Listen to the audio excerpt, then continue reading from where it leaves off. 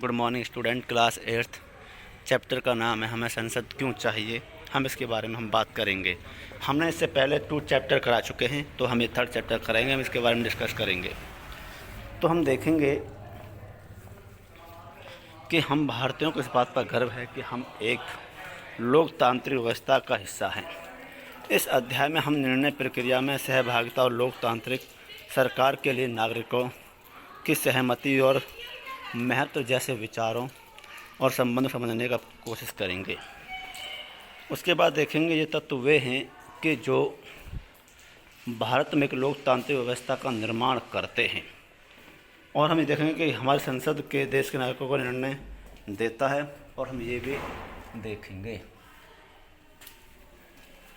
इसके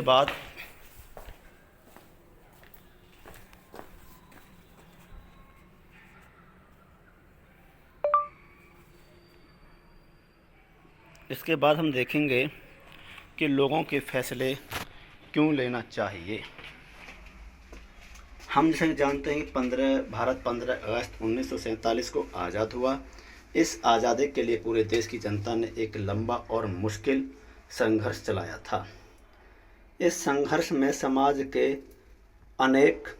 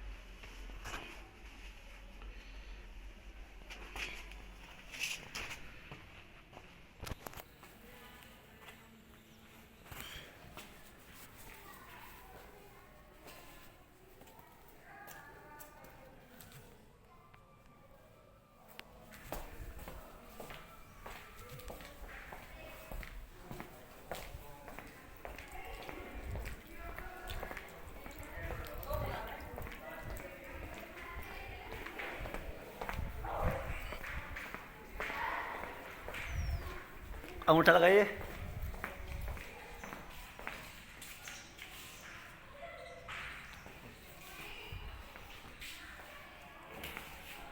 इसके बाद देखेंगे कि हम कुछ स्वतंत्रता हमारा भारत 15 अगस्त इंडिया भारत 15 अगस्त 1947 को आज़ाद हुआ। इस आज़ादी के लिए पूरे देश की जनता ने एक लंबा और मुश्किल संघर्ष किया था। इस संघर्ष में समाज के बहुत सारे तबकों की हिस्सेदारी थी।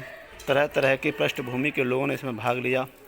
वे स्वतंत्रता, समानता और निर्णय प्रक्रिया में हिस्सेदारी के विचारों से प्रेरित थे।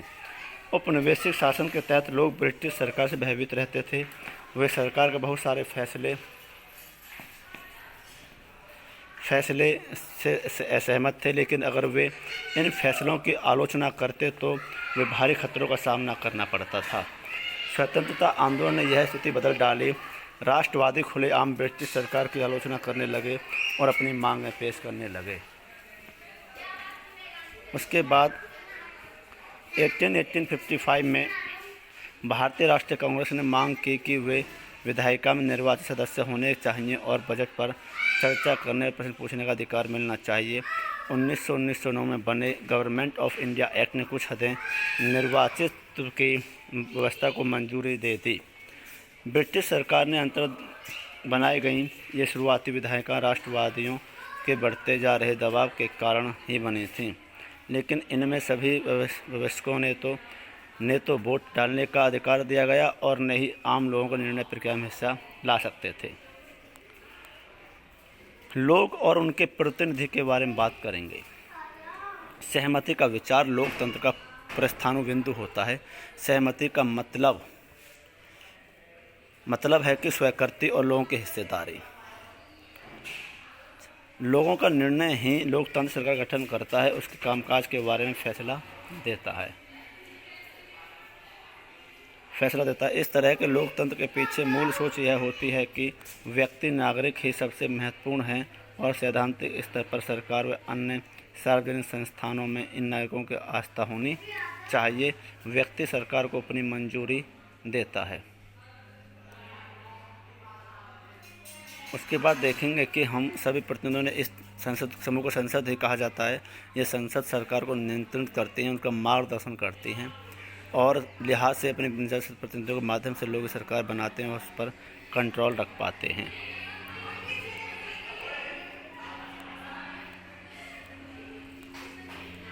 संसद की भूमिका। आज़ादी के बाद गठित की गई भारतीय संसद लोकतंत्र के सिद्धांतों में भारतीय जनता की आस्था का प्रतीक है।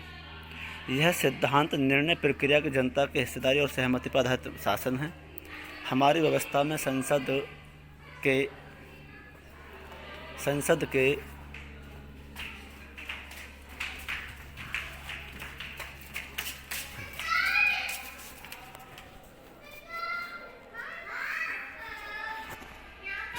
के हमारी व्यवस्था में संसद के पास महत्वपूर्ण शक्तियां हैं और क्योंकि यह जनता का प्रतिनिधित्व करती है। लोकसभा के लिए उसी तरह चुनाव होते हैं जिस तरह राज्य विधानसभा के लिए चुनाव होते हैं।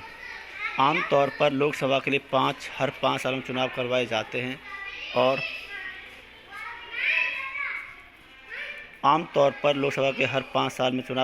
जैसा कि हम इस पर नक्शे में देखेंगे। चुने जाने के बाद उम्मीदवार संसद सदस्य या सांसद एमपी कहलाते हैं। इन संसदों को मिलाकर संसद बनती है। सांसदों का चुनाव हो जाने के बाद संसद निम्नलिखित काम करने होते हैं। भारतीय संसद में राष्ट्रपति और 2 सदन होते हैं, राज्यसभा और लोकसभा। लोकसभा चुनाव के बाद सांसदों की एक सूची बनाई जाती है। इससे पता चलता है कि किस राजनीतिक दल के कितने सांसद हैं। यदि कोई राजनीतिक दल सरकार बनाना चाहता है तो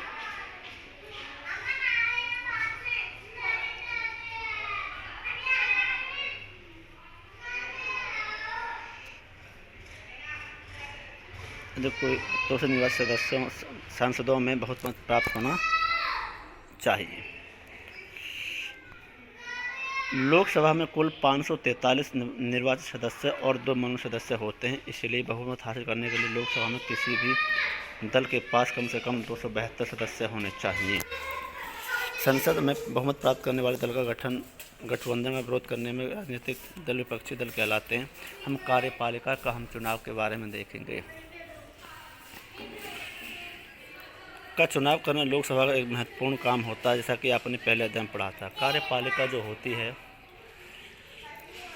ऐसे लोगों का समूह होती है जो संसद द्वारा बनाए गए कानून को लागू करने के लिए मिलकर काम करते हैं और हम सरकार शब्द का इस्तेमाल करते हैं तो हमारे जहन में अक्सर यही कार्यपालिका होती है।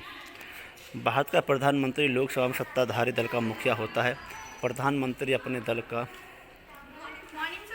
संसदों में मंत्रियों का चुनाव करते हैं और साथ मिलकर फैसलों को लागू करते हैं। उसके बाद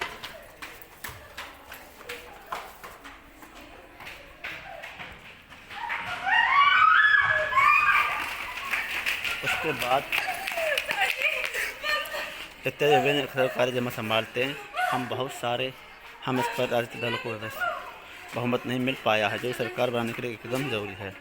ऐसी सूरत में कई राजनीतिक दल मिलकर एक गठबंधन सरकार बना लेते हैं और साझा मुद्दों पर काम करते हैं।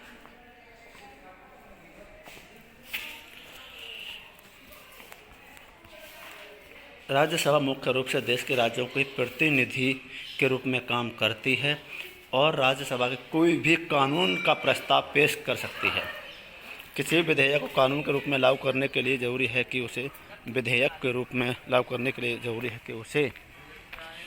राज्यसभा की मंजूरी मिल चुकी हो। इस प्रकार राज्यसभा की